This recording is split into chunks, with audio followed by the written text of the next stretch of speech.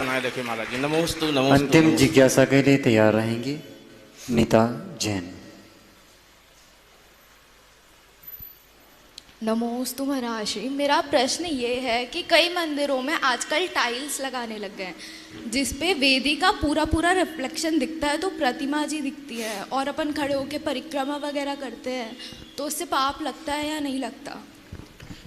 देखिए, एक बात ध्यान रखना, जब जब अभिनय करने का भाव आएगा तब तब आपको पाप का बंध होगा।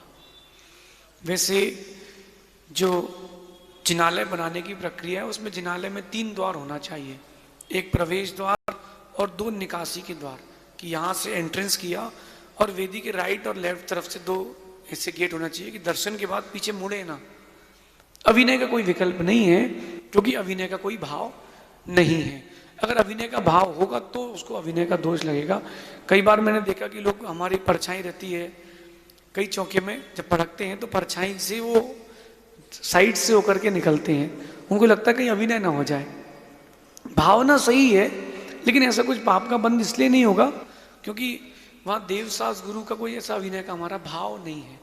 इसके अलावा भी बहुत सारी जगह ऐसा रहता है, आप वॉलपेपर आदि लगाते हैं गुरुओं के, भगवान के, पॉकेट में रखते हैं, और कहाँ कहाँ रखते हैं, आप सब समझदार लोग हैं, तो फिर अभिनय नहीं होगी क्या?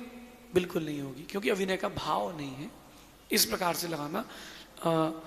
आज की तो कोई व्यवस्थाएं नहीं है, पहले की व्यवस्था ऐसी थी कि भगवान का बिंब बहुत दूर तक भी झलकता था। फिर भी अगर अपन टाइल्स वगैरह ना लगा करके जो देसी पत्थर होता है मंदिर में वो लगाएं तो स्वास्थ्यवर्धक भी होगा। बाकी मुझे नहीं लगता कोई अभिनय का भाव है, क्योंकि अपना अभिनय का भाव नहीं है, ऐसा समझिए। नमोस्तु महाराज।